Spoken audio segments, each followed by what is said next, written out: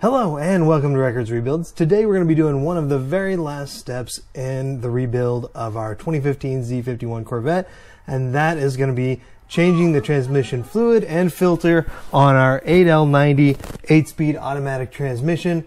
And it can be quite a chore, both getting the pan off, which is difficult because this car was designed to fit a 6-speed transmission, and also getting the fluid back in and getting it to the right level. That is a complicated task as well, but we're here to walk you through it. So I've got an aftermarket pan on this thing, which makes it a lot easier because we have a drain plug. When you go through this with the normal transmission, you'll unbolt the thing and it's all going to dump out at once, so be ready for that. The first thing you're going to do, these are your transmission mounts, and you're going to back the nuts all the way off so they're just barely on there. And that's about all you're going to need. Then we're going to use a transmission jack on the pan right here, and we're going to lift the transmission up. And the reason we need to do that is because these bolts back here you cannot get to unless the transmission is jacked up. Okay, so our jack is just a little short, so we could lower the lift, but instead we just put some cement siding in here. We've got our nuts backed off so that we can lift the transmission up, and what we're trying to do is get to those bolts right up in there. So we've got to get through here. One of the other key parts to doing this is here is a normal socket with a universal joint on it, and it just wouldn't fit for me, so I bought this part here. Buy this before you start, so I've had to wait a week for this to come in on Amazon. And what it is just, it's already got that 10mm socket built into the universal joint, and you can just see it's much shorter, and it's going to fit in there much better. Okay, so we're going to raise up our jack.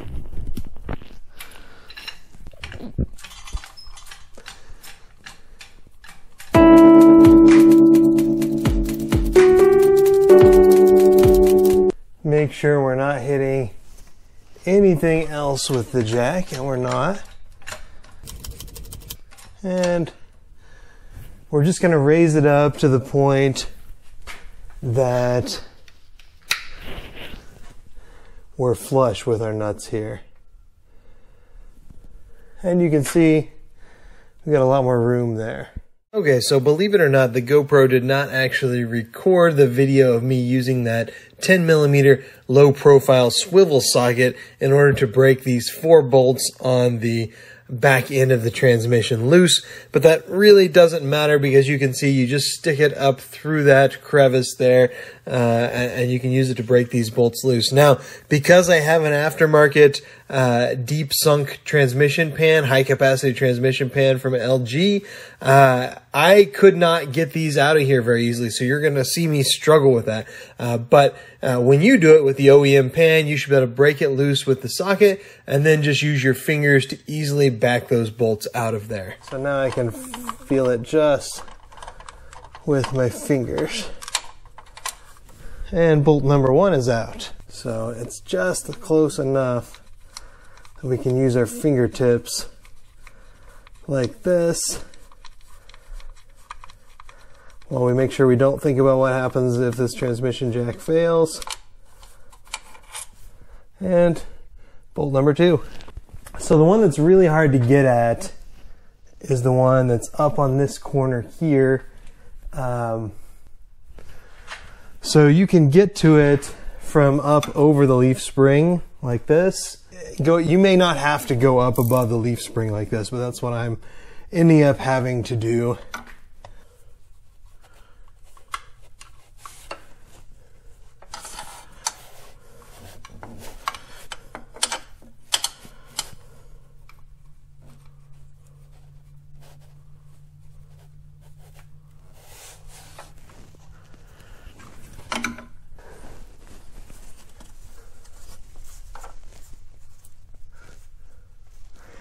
Alright, so there's the technique.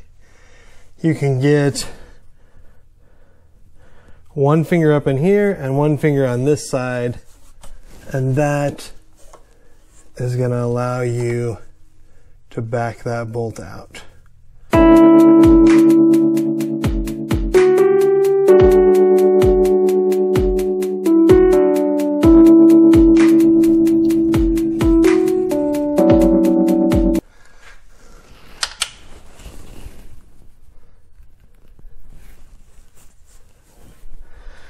Okay, and it fell out there. Not easily accessible, so we'll take a magnet.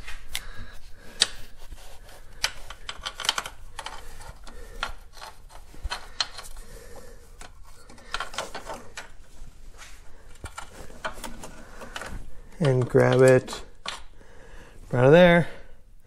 Now we've got bolt number 3 out. We will then use that transmission jack to lower this transmission down.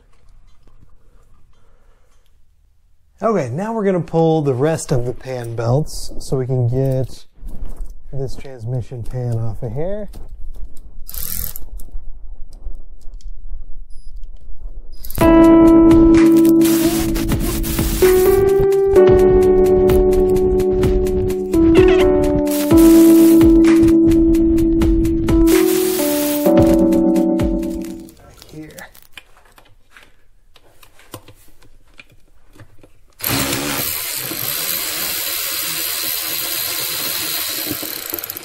Down.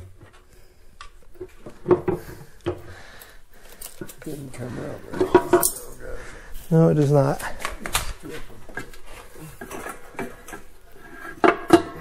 You can pull it out. Or I guess. Still got clear, but it's still kind of fairly big too.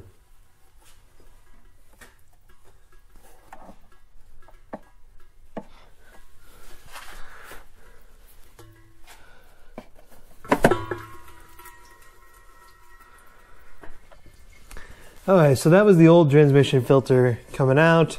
There's just an interference fit right here, and it goes back in.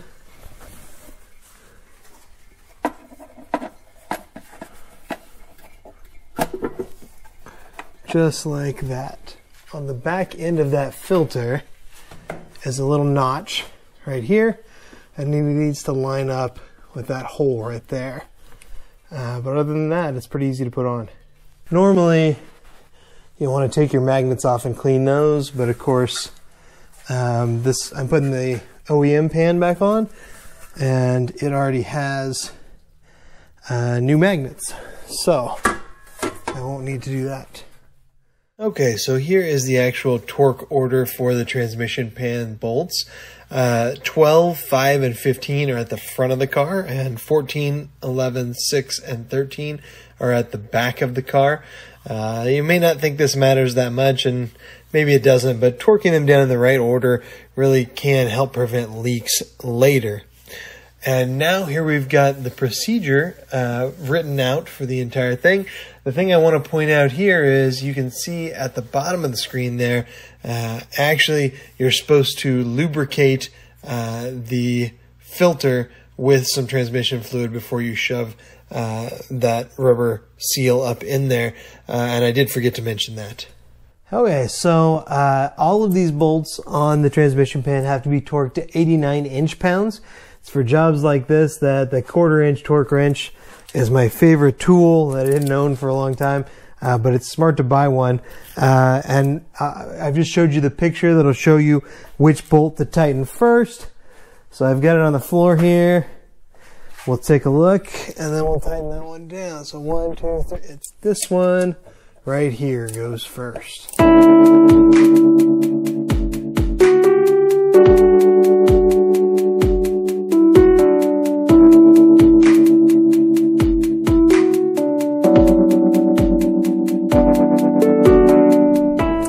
And then number 6 is back here at the back where we can't get to unless we jack this thing up. So I'm going to do this a little bit differently, and the back three I'll all do at one time instead of jacking it up in between each one. Hopefully that won't cause me any problems. If it leaks at the back, I'll know that's what did it. Okay, so we've got our transmission jack set up here.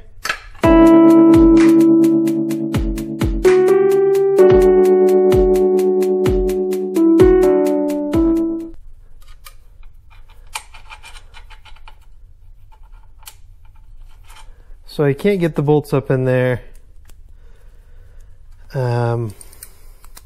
I just try to finger tight them in there, so I'll use that same little extension.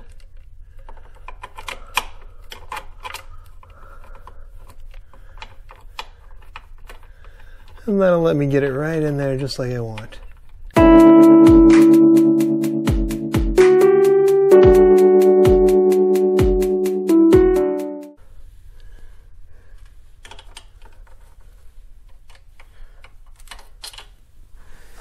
And it's still not easy to get this one bolt here. Right, just this angle right here.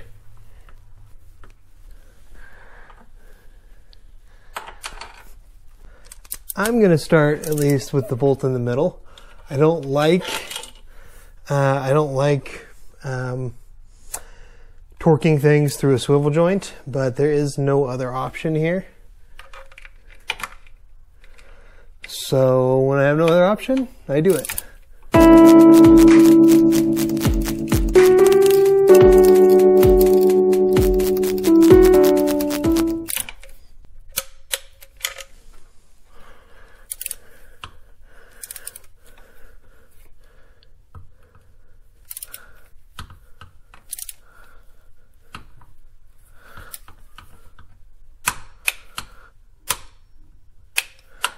Okay, and that's all of our bolts back in, so we'll go ahead and let the transmission down.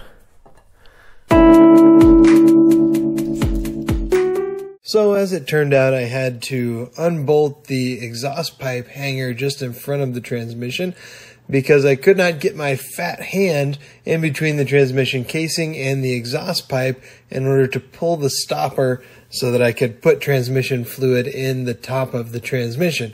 Your mileage may vary depending on the fatness of your hand. Is the fill plug on top of the transmission. When it's locked down, it looks like that. So you've got to pry it up like that, and then you've got to pull it out, which is a pretty big pain in the butt, but that's what you've got to do. This is the type of trim tool that I use to get that plug to unlock. I used one very similar to the metal one in the middle, but perhaps the plastic ones on the right side would work as well.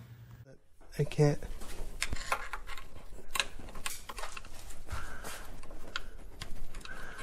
Yeah, it seems like a weird way to put a bolt in, facing up. It's not a bolt, it's a rubber stopper. Yeah. And as I remember last time, I thought it was the easiest damn thing in the world to take out of there. Yeah, you probably had the exhaust off, all right.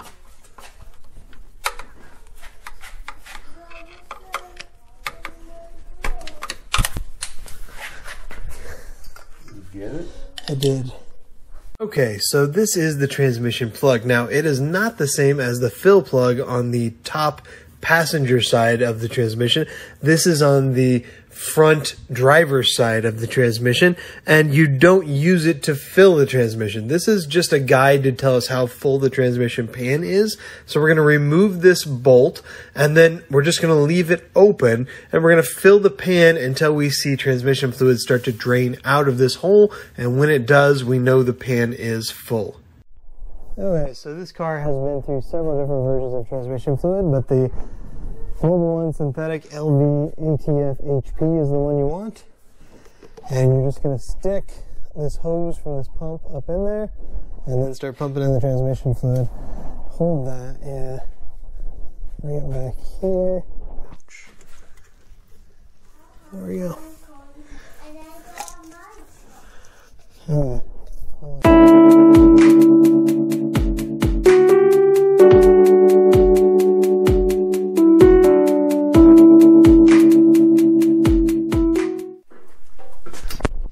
touch that jar.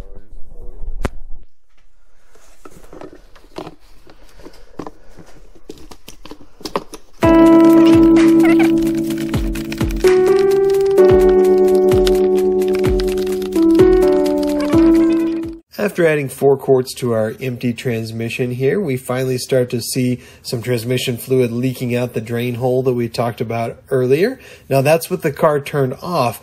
Now we're going to turn the car on and we'll be able to put even more fluid in. Okay, so you can see we've got our transmission fluid, our pump, and the pump goes up into the fill hole. And you put the transmission through all of the gears.